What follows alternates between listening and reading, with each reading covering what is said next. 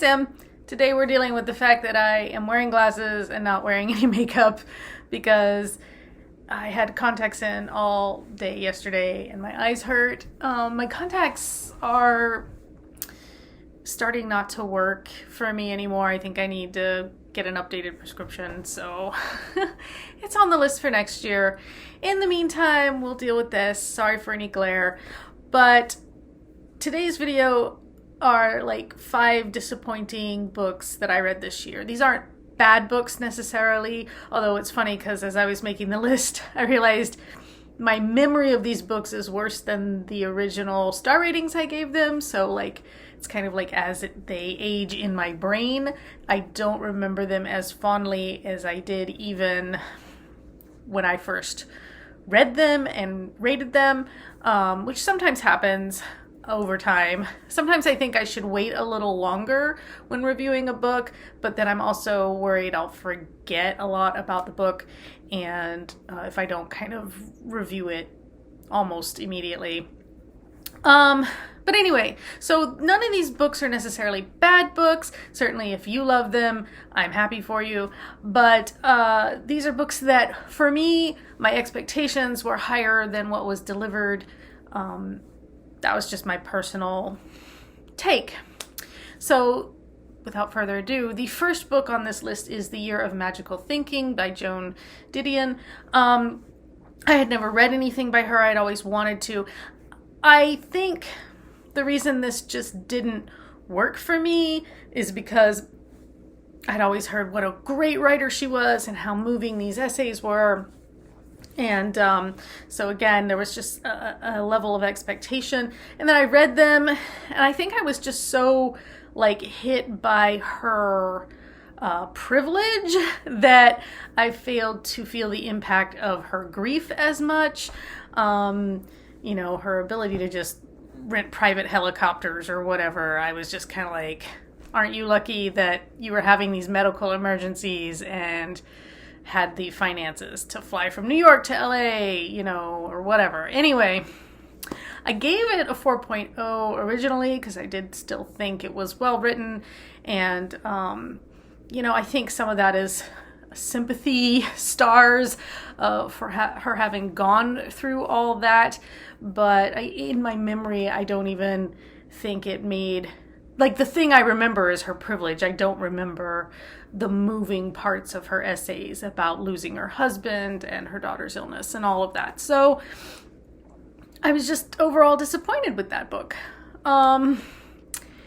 The second book on this list was By Any Other Name. I can't even remember who wrote it. I will put, you know, the book cover up.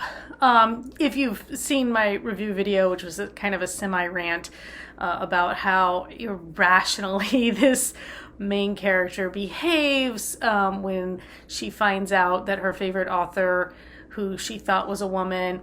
Okay, so she's an editor, if I remember right, at a publishing house, and she's been working with this author via email for years and years, and she feels like they're good friends even though she's never met this author because this author's kind of a recluse. And then she finds out, spoilers, that the author is a man and she feels betrayed, or, you know, I don't know. Anyway, I having worked in publishing, it just didn't hit me right. And then the main character was kind of obnoxious. Anyway, go watch that video. I'll link it. But if you want to know all of my issues with the book, I still gave it like a 3.6 though. It wasn't terrible. I mean, again, in my memory, I'm like, oh, I remember being really irritated by this book. But apparently, after I read it, you know, those irritations were not super high because I still gave it a 3.6, which for me is a pretty decent rating.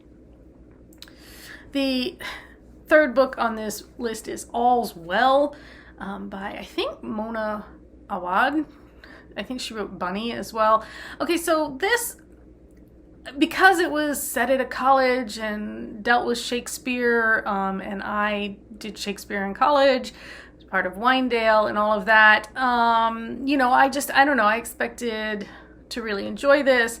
It was mostly, though, muddled and incomprehensible. I mean, I gave it a 3.2 because it did some interesting things, I think. But again, the main character wasn't very likable, and you're in her head the whole time. And I don't know. I don't think I would read anything else by this author, based mostly on what I've heard about this author's other books. I won't say I'd never read anything she ever wrote, ever. If she wrote something that sounded interesting, I'd give her another try. But yeah, I don't know. I thought I was gonna love the whole Shakespeare thing, and it didn't work out for me. It was just a little too weird, and the main character was a little too unsympathetic. Then You've Reached Sam, which everybody loves this book, okay? And everybody told me, oh, it'll make you cry and it's so moving. And so I don't know. I don't know what I was primed for, but I gave it a 3.0. I mean, I thought it was fine. I didn't cry. I think I might have teared up at one point towards the end when the main character's talking to her dead boyfriend's little brother. Like, I have this vague memory of that. Other than that, I remember just finding the premise all a little, I don't know. I don't know. I didn't find the main character that sympathetic. Didn't find any of the supporting characters that interesting. Didn't find the situation actually all that interesting. If you don't know the book, the main character is like a senior in high school. Her boyfriend dies in a car accident. They had been making all these future plans to go to college together and things like that. Obviously, that comes crashing down for her. People at the school kind of blame her for her boyfriend's death because he was on his way to pick her up when he crashed. Things like that. I don't know. It just, overall, and the thing is, I thought it was pretty well written. I needed some editing. I remember finding some stuff in there where I was like, this needs a proofreading pass or something. But other than that, I don't know. Again, people were like, oh, it's so great. You're going to love this book. Everybody loves this book. And I did not love this book. I thought it was just okay. Finally, Book Lovers by Emily Henry, which, if you've watched the video, you know. I, again, didn't hate this. I gave it a 4.2, but I expected to love this book. I love books about book people, although maybe I don't, because by any other name and this, I'm like, maybe I don't love those books as much as I thought I do. I probably just have really high criteria for them because I worked in publishing. It was cute, but I was expecting a rom-com, and what I got was more like women's fiction, and I think that's where I had to pull back a little bit because there was just a lot of drama, and despite some cute banter, just not a lot of the cutesy comedic stuff I was anticipating from this book. It wasn't what I expected. I still thought it was super cute. Like I said, 4.2, that's actually really high rating for me, but overall didn't quite hit for me. I'd probably read other things by Emily Henry. I'm not really interested in the one about the people you meet on vacation because that setup did not sound interesting to me, but the beach lovers one, I might try. I don't know. I'm not in any hurry to pick it up, but it's a possibility. Anyway, those were 5 books that just didn't quite live up to my expectations, and therefore kind of made my disappointing list for 2022. I have started reading The Song of Achilles. Finally, I've wanted to read that book for forever, but I'm trying to prolong it so that it counts for my 2023 reads instead of coming in at the end of 2022. I'm not quite halfway through it, and I have some mixed feelings about it as well, but yeah, overall, that's on my list for next year. The sequel to Journeys is on my list for next year. I'm looking for more suggestions, so if you have any recommendations, let me know in the comments.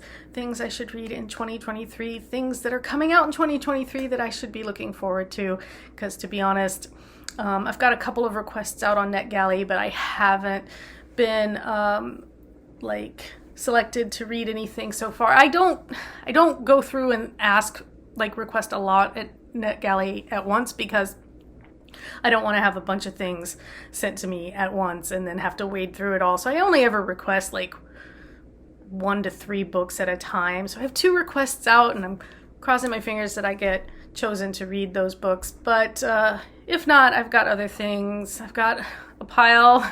If you saw the short, or if you see my TikToks, or my, no, I didn't, that wasn't a TikTok, that was an Instagram. If you see my Instagram, you've seen my little stack of physical books, but I'm trying to use my e-reader a little more too, so there's that. If you like Drew and Ray's and you enjoyed Wildcat Woods, you should know that their holiday story is now up on Amazon. It is part of the Kindle Unlimited, so you can read it that way, or it's 99 cents and a good thing to curl up with, maybe just for the holidays. It's just a cutesy little interlude of them at the mall at Christmas in December 1989. So that's it. That's I think all the housekeeping, and I don't know if I'll do another video before the end of this year, so if I don't, happy holidays, happy new year, and I will see you next year. And if I do, well, still happy holidays and happy new year, and I hope you will stick around. Oh yes, because I will be doing some kind of giveaway for my subscribers now that we made it past the 100 subscribers mark. I need to figure out how and what I want to do for that. So stay tuned, and I will figure that out and post about it, if not before the end of the year, at the beginning of next year. Okay? Take care.